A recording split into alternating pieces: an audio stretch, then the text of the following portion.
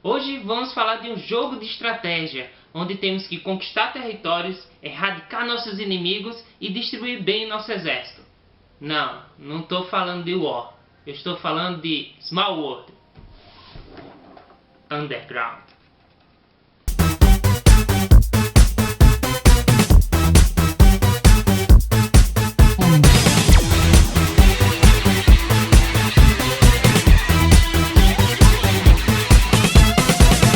Em 2009 surgiu um novo jogo da Days of Wonder, do mesmo criador de Vinci, Philip K. Arts.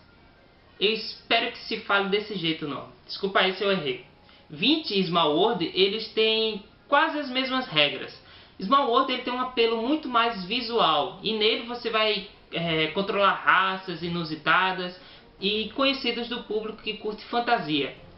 Assim você terá que conquistar territórios e reunir o máximo de moedas de vitória no final da partida.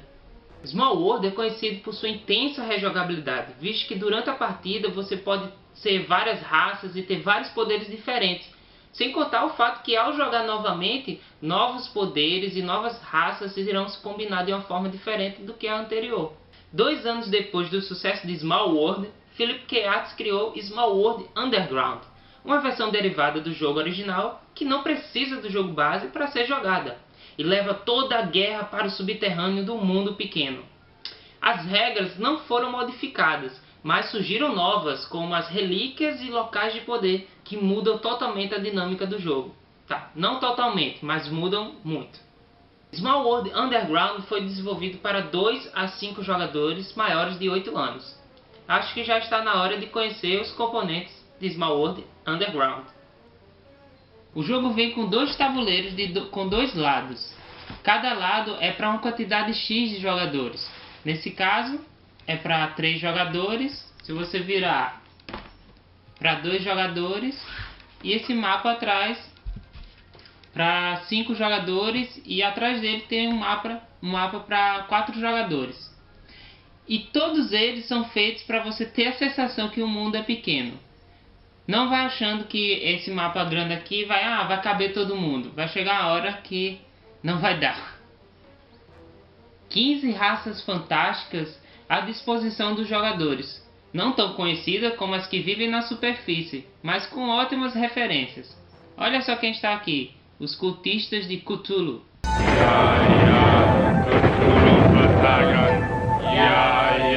Cthulhu Fatagan. 21 marcadores de poderes especiais que irão combar com as habilidades inerentes de cada raça. Várias fichas de raças para compor seus exércitos e em uma quantidade que praticamente não fica faltando em nenhuma das combinações. Bem, até agora. Várias moedas de vitória que são compostas por moedas de 1, 3, 5 e de 10. Marcadores que simbolizam poderes especiais, terreno, algum local de poder, como um que simboliza até mesmo Tomb Raider dos games.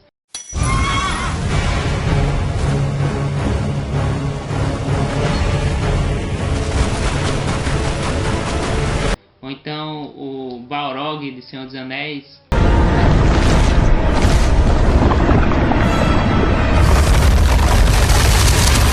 E esse aqui é o marcador de rounds, dos turnos do jogo. Locais de poder ou então relíquias que vão desde a fonte da juventude até a espada de matar coelhinhos ou até mesmo a meia de troll. Folhas de resumo que ajudam os jogadores a entender de forma rápida raças, os poderes dela, ou então os poderes especiais, locais de poder e as relíquias. Um dado de reforço que muitos chamam de dado branco, porque quase nunca ajuda quem o usa. E o manual de regras. Para aprendermos o jogo, vamos fazendo o setup dele e assim conhecer as regras. Primeiro você escolhe um mapa que indique o número de jogadores que irão jogar. No nosso caso, vão ser 2. Depois você coloca o marcador de turno no primeiro espaço. Toda vez que chegar a vez do primeiro jogador, ele irá mover o marcador para o próximo passo. Quando chegar ao final, que é o 10, nesse mapa, será considerado o turno final e todos agem por uma última vez. Quem tiver mais pontos de moedas de vitória vence o jogo. Misture as raças, o que vai ser bem difícil de fazer sem olhar. Aí você coloca numa coluna ao lado do tabuleiro. Ok? A mesma coisa você vai fazer com os poderes especiais. Mais uma vez, difícil pra caramba para poder misturar sem olhar. E coloca ao lado. Ok? Então você vai formar 6 linhas, cada um com a combinação de raça com poder especial.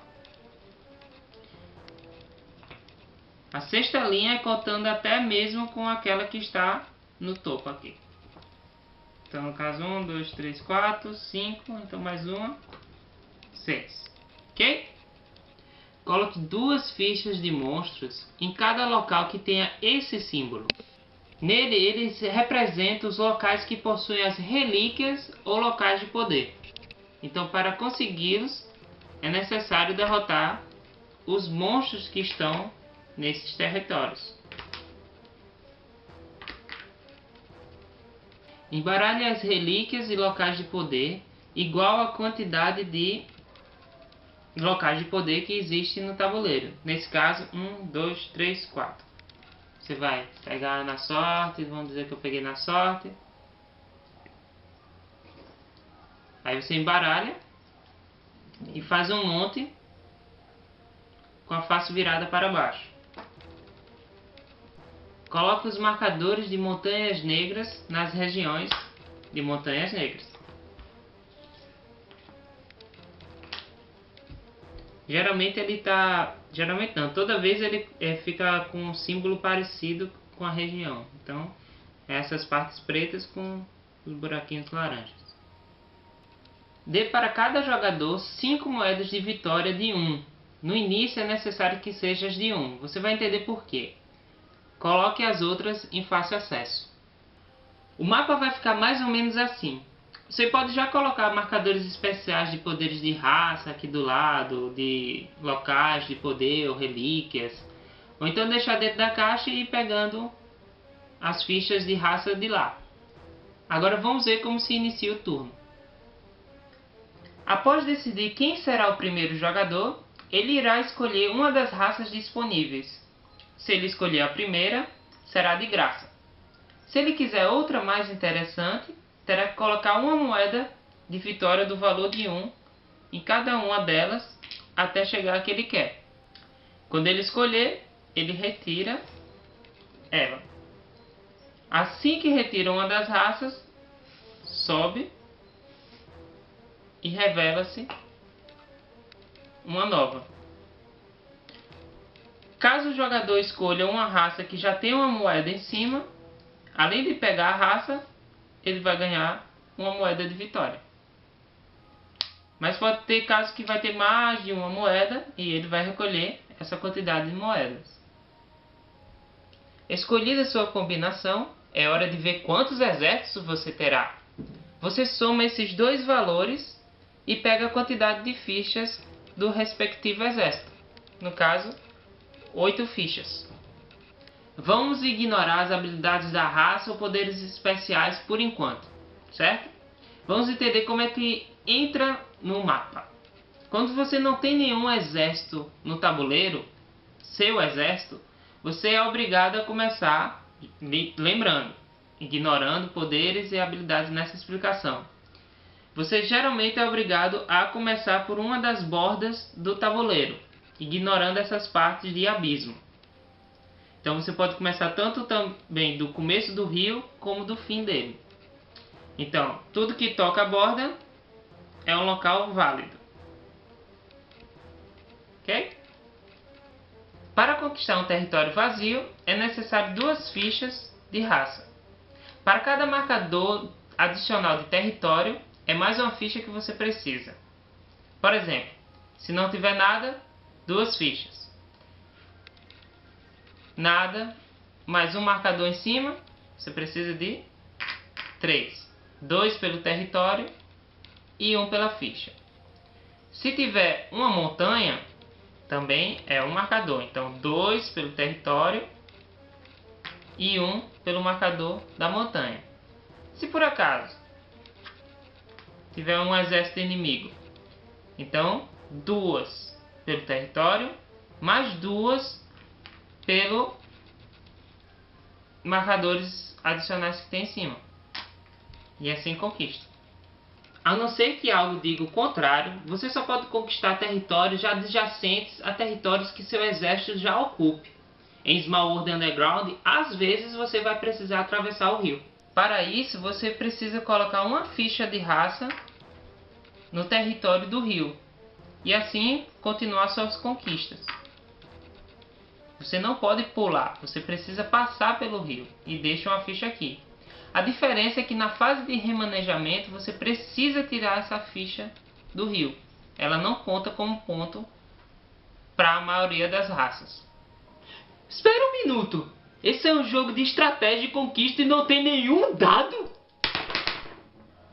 Tá, calma. Vão haver casos que você vai precisar usar o dado de reforço.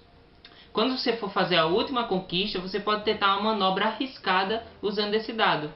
Assim, quando você tiver o combate, o número daqui vai lhe ajudar. Por exemplo, sobrou essas fichas na minha mão. E com elas eu não posso conquistar esse território. Por quê? São 2 pelo território, mais 2 pelos monstros que tem aqui. Então eu preciso de 4 fichas de raça. Então eu posso, como minha última ação no combate, tentar a sorte. Eu anuncio que eu vou usar o dado de reforço. No dado de reforço eu vou precisar tirar o número 2. Eu vou precisar tirar o número 2 ou mais. Por quê? Para formar 4. Certo? Então eu jogo o dado. Vocês conseguiram ver isso? Então, deu 2. Consegui conquistar o território sem a necessidade de ter o número exato de fichas de raça. Caso eu não conseguisse, só porque é um jogo, é um exemplo de regra, eu consegui. Mas se fosse na Vera mesmo, com certeza ia sair branco. Então, se sair branco, eu não consegui conquistar o território, termino minha ação e as fichas voltam para minha mão. E aí eu vou redistribuí-las na fase de remanejamento. Após a fase de conquista, é a vez da fase de remanejamento. Primeiro retiro qualquer ficha que esteja no rio, a não ser que minha raça especifique o contrário. Depois tiro as fichas de excesso que eu achar necessário dos meus territórios conquistados, sempre deixando pelo menos um em cada um deles. Depois redistribuo da maneira que eu quiser. Feito isso, é hora de contar os pontos. O jogador receberá uma moeda de vitória para cada território conquistado, além de qualquer bônus ou poderes especiais utilizados. Não esqueça de virar a moeda para baixo, para deixar o segredo da pontuação, senão todo mundo vai cair em cima de você. Então, 1, 2, 3. Nesse caso, eu consegui 3 moedas de vitória. Sendo que não é só isso. Às vezes tem um poder que envolve... se você conquistou floresta de cogumelos, ganha um bônus. Se você está ao lado de inimigo, ganha um bônus. Então vai ser sempre bônus que vão lhe dar moedas de pontos de vitória. Certo? Feito isso, encerra-se a vez daquele jogador e passa para o próximo. Há ainda alguns detalhes não mencionados. Quando você conquista um território de um inimigo, uma das fichas desse oponente sai do jogo e as outras vão para a mão dele. Quando o seu turno chega ao final, o oponente tem o direito de remanejar aquelas fichas que ele tem na mão. Se no território só havia uma ficha, ela sai do jogo e ele não remaneja nada. Outro detalhe são os locais com monstros. Assim que conquistar um desses territórios, você deve revelar uma das relíquias ou local de poder que representa aquele lugar e ver se já pode se beneficiar deles. Então lembra da minha sorte quando eu consegui no dado. Quando eu acabei de conquistar, retiro os monstros, aquela coluna com poderes e relíquias, pego de cima o primeiro e revelo. Nesse caso, com esse símbolo, é uma relíquia. Quando é uma relíquia, ao você utilizá-la, ela fica no último local onde ela for usada, dependente do poder. Se for um local sagrado, ela permanece no território onde você encontrou, certo? Sendo que às vezes um desses locais sagrados, um locais de poder, pode fazer com que algum monstro, alguma coisa surja e vá em outros territórios. Sendo que o local de poder fica nesse território. O que isso significa? Se alguém conquistar o território onde você está, ele passa a ser o dono do local do poder. Ou então, quando a relíquia está em outro lugar, com você aqui, por exemplo, se alguém conquistar esse território, a última vez que você usou, ele é o novo dono da relíquia. Antes de explicar um dos pontos chaves do jogo, que é o declínio, vale salientar como proceder em um novo turno. Chegando sua vez novamente, no começo do seu turno, você pode retirar as fichas em excesso, as fichas de raça em excesso, e a partir daí começar uma nova onda de conquistas a partir dos territórios adjacentes aos que você já conquistou. Outra forma que você pode fazer antes de conquistar é tirar os excedentes e você pode deixar vazio o território, indicando assim que ele não é mais seu, e colocar na sua mão. Você pode fazer isso na quantidade que quiser. E aí, a partir daí, do adjacente que tiver, você começa suas conquistas.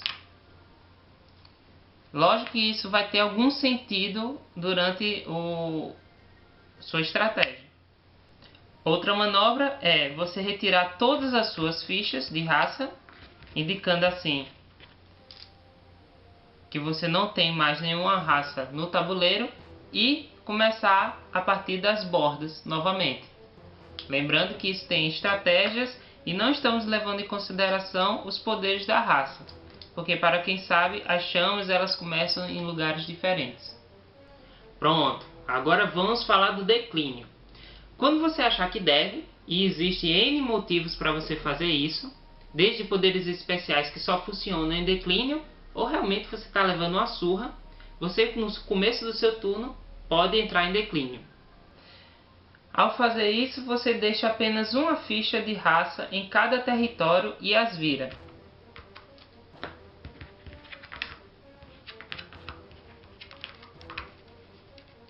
Isso indica que elas estão em declínio.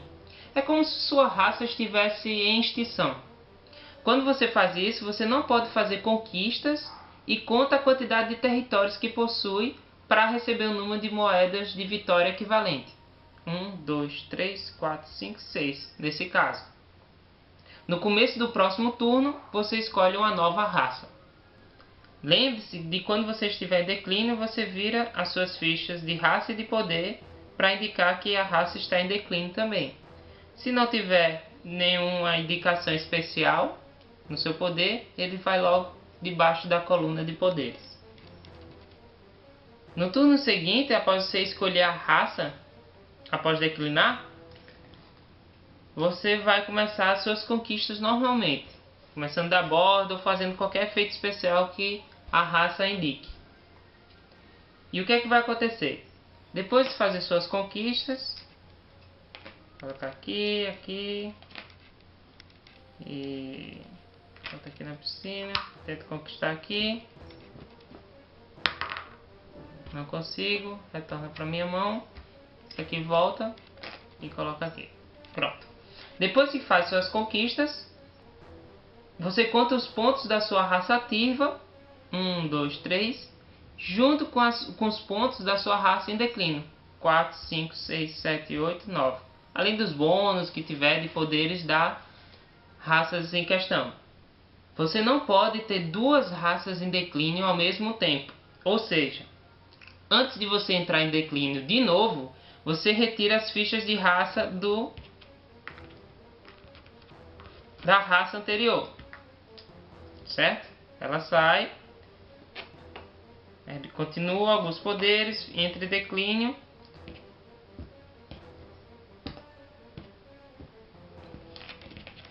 No caso, você só vai ter essa quantidade de pontos. e depois vai vir uma nova raça que você escolher. Nada impede que quando você estiver conquistando, você possa conquistar territórios com raças em declínio, até mesmo as suas. No final do último turno, quem tiver mais pontos de vitória, vence.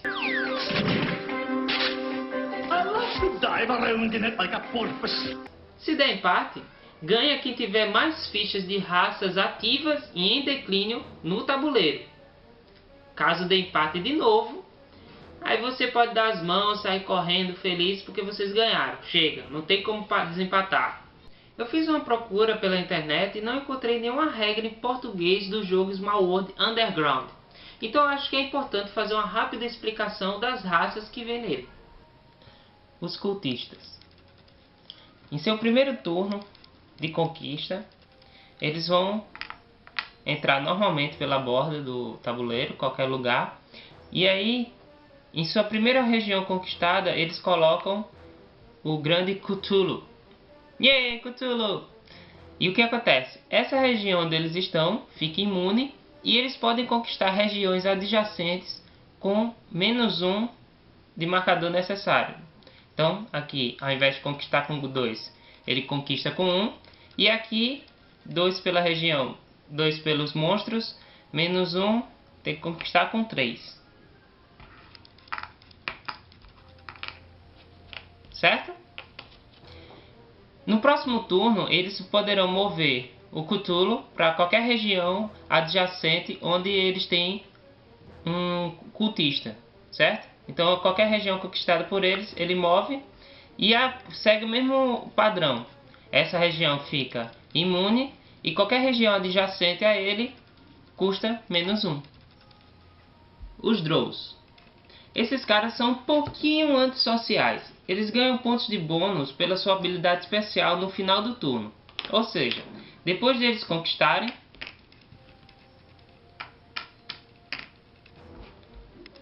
todas as regiões, eles ganham um ponto de bônus para cada região ocupada por eles que não faz fronteira com nenhuma outra raça, ou monstros, ou até mesmo raças em declínio.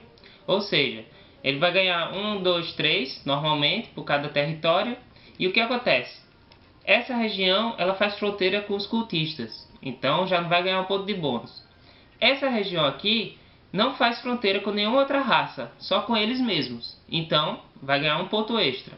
E essa região também não faz fronteira com nenhuma outra raça, só com ele mesmo, ou seja, mais um ponto extra. No final ele ganha 5 pontos. Levando em consideração que pode ter outros bônus envolvidos. Chamas. Elas começam o jogo diferente dos outros personagens.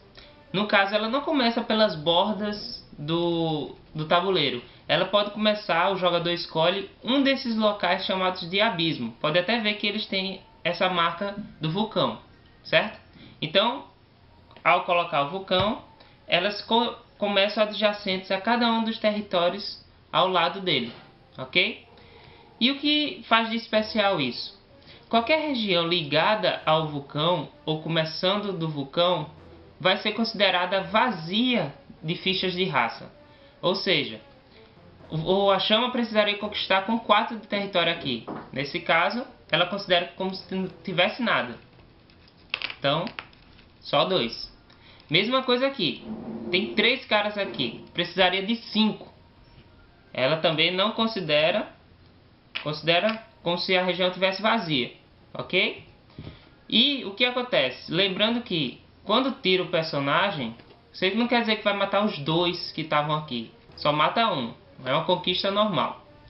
Então, tanto adjacente ao vulcão e até mesmo ligado a ele, vai continuar como se fosse aquele rastro da lava passando. Então aqui também só vai precisar de 2. Ok?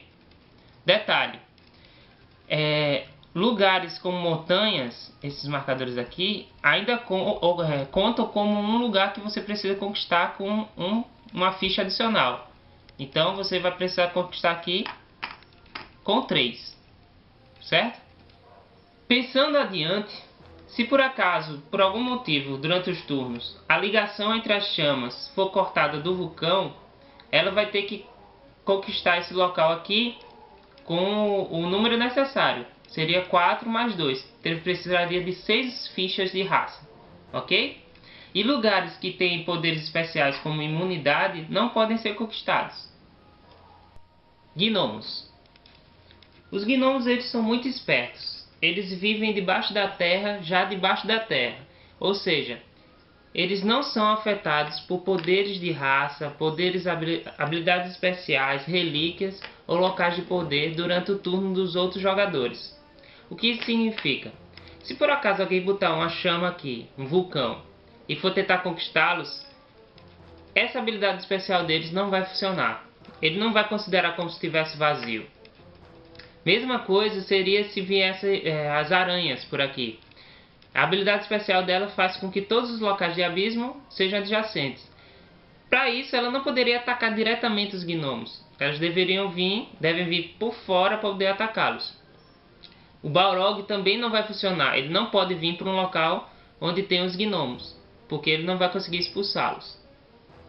Sendo que, na vez dos gnomos, eles podem usar os poderes, habilidades especiais, normalmente, tudo que é benéfico a eles.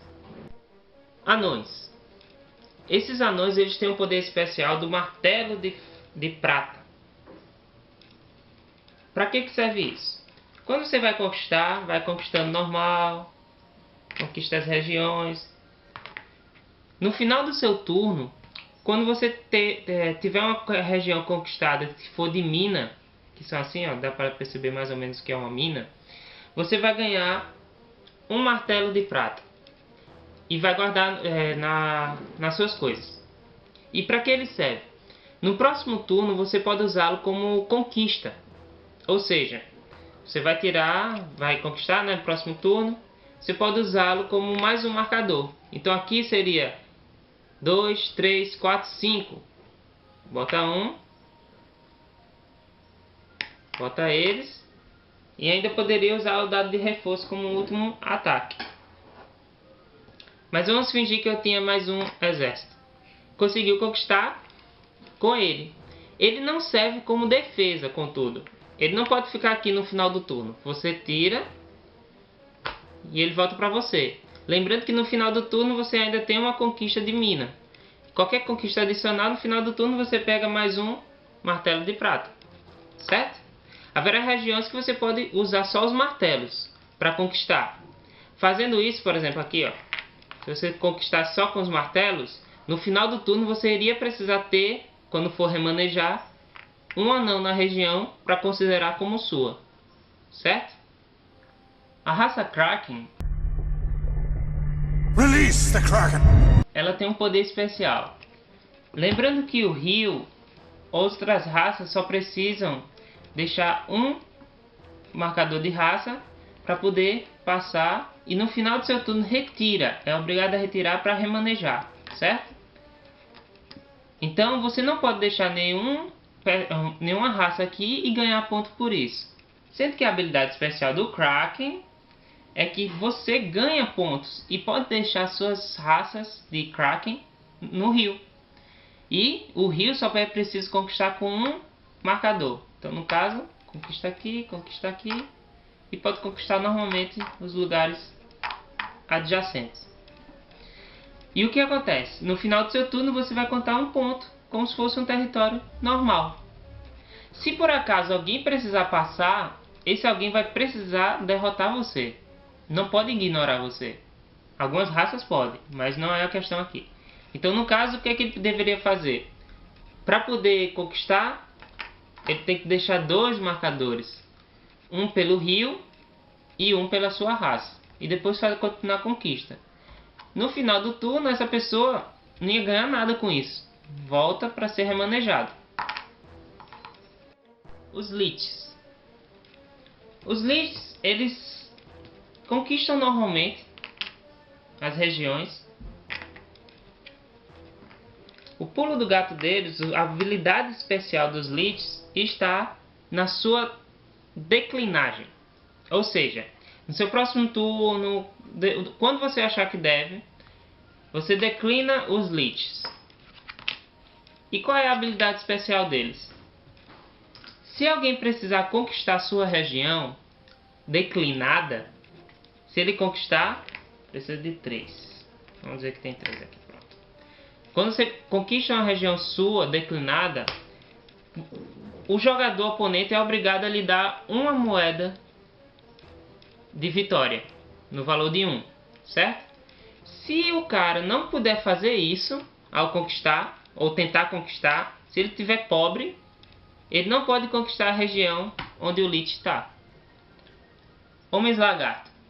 A habilidade especial da raça deles é atravessar o rio ocupado ou vazio, sem precisar colocar nenhum token nele, nenhum marcador. Ou seja, se ele começar por aqui, por exemplo, vai aqui, ele precisaria colocar 2 se fosse uma raça qualquer. Ele pode ignorar completamente e já partir para cá, certo?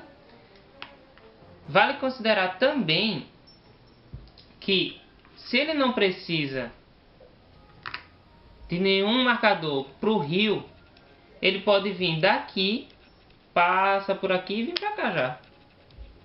Porque ele não precisa botar marcador, certo?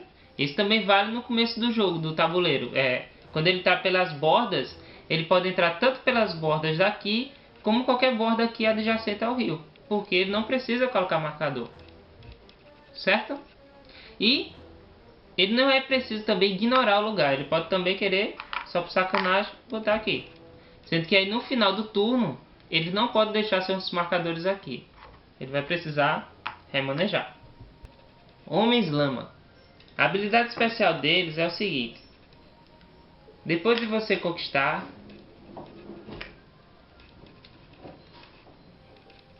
as regiões, por exemplo, ok?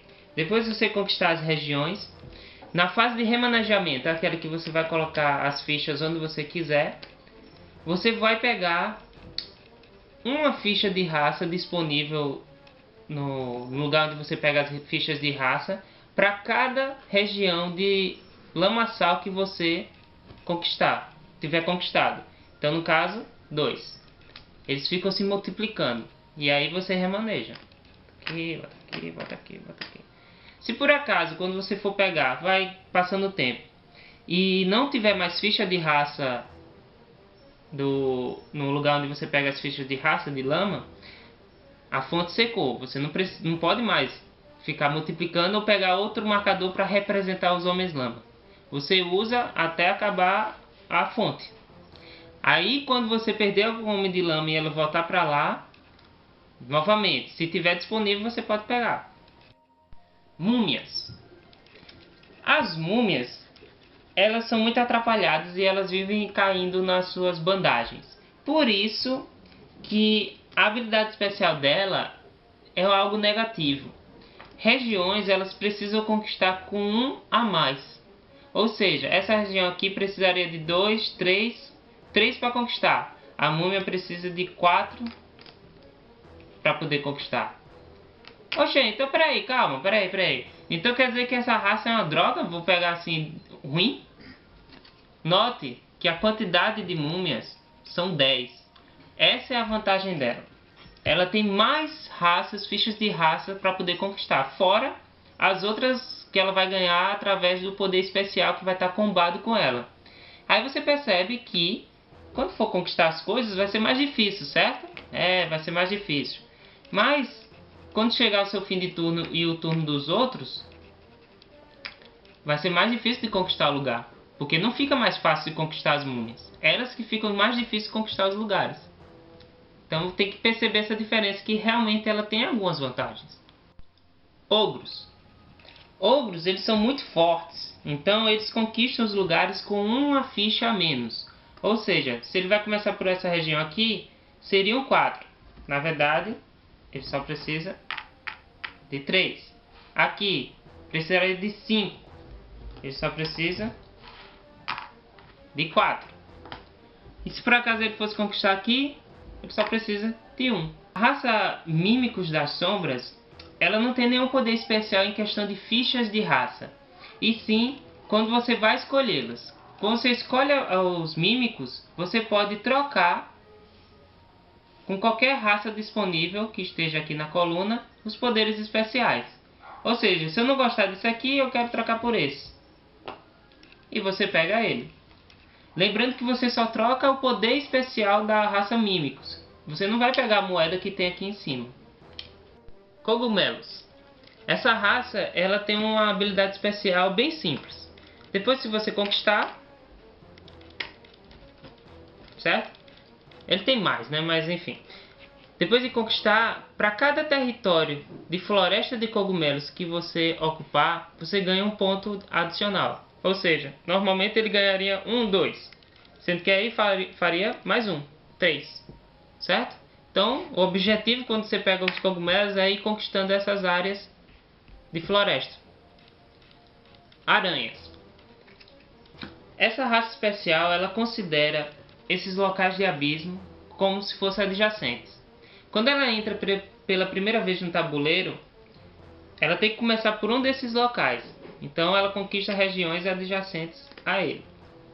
Então aqui, aqui. E durante o processo de conquista, ela pode considerar outros locais como adjacentes também.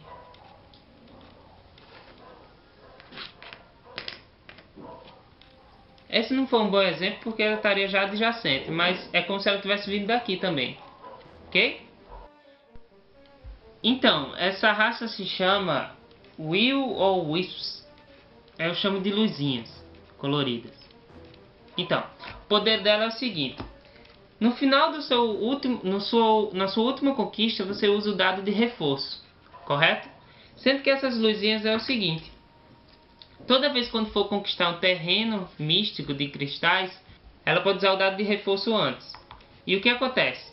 O número que sair é o número que vai lhe ajudar a poder conquistar, certo? Se você, ao sair o número, ficar impossibilitado de conquistar esse local, você volta elas para sua mão. Você não conquista aquele local. Mas se o número não lhe ajudar e mesmo assim você puder conquistar o território, você é obrigado a conquistar. Certo? E qualquer região que ela saia de um terreno místico, você também pode usar um dado antes. Certo? Para poder lhe ajudar. Ou seja, a estratégia com ela é sempre conseguir um lugar místico para conquistar, porque vai ficar mais fácil. E sair de um lugar místico para poder conquistar também usando o dado de reforço. Nós jogamos Small World Underground com alguns convidados especiais. Bem em breve vocês vão ver um gameplay em nosso canal. Sério, bem em breve mesmo. Já já. Tipo, deve estar upando agora. Mas se você tiver visto isso antes... Se você já gosta de Small World, você vai adorar as novidades que Small World Underground traz. Se você nunca jogou e é iniciante nos board games, é melhor começar pelo primeiro. Mas se você nunca jogou, mas você já está calejado no mundo dos jogos de tabuleiro, então é bom você pegar Small World Underground, já que ele é um pouquinho mais complicado que o original. Os componentes são bem engraçados e com a arte que, mesmo sendo mais sombria, é bem leve e divertida. As referências à cultura geek são um pouco mais difíceis de pegar do que o primeiro, mas são ótimas. Apesar de teoricamente você já saber mais ou menos como vai ser a batalha, já que tudo, na maioria das vezes, envolve matemática, a quantidade de poderes especiais ou habilidades ou vantagens que concedem pontos deixam o jogo não tão previsível. O momento de declinar continua sendo ponto-chave para uma boa partida de Small World. Se você declinar no momento errado, você pode botar tudo abaixo.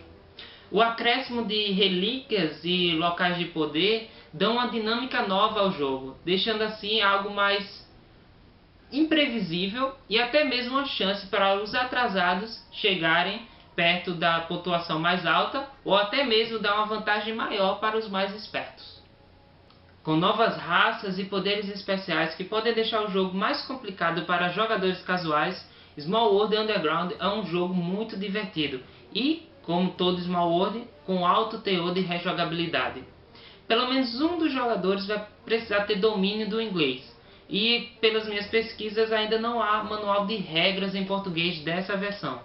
Contudo, no site Redomanet você pode encontrar o manual de regras do primeiro Small World, o que já serve de base, já que as regras não mudaram, para poder ensinar o pessoal. Aconselho também ler o FAQ em inglês do Underground, que tira muitas dúvidas corriqueiras durante o jogo. O link está na descrição. Então, espero que vocês tenham gostado desse episódio da Sala de Jogos, aprendendo algumas regras de Small World e Underground. E para o próximo episódio da Sala de Jogos, eu vou deixar aquela dica super fácil. Atenção! O próximo jogo vai precisar de Jägers para ser detonado. Então, pessoal, curta a nossa fanpage, tem a descrição tem um link na nossa descrição, e inscreva-se no canal e até lá!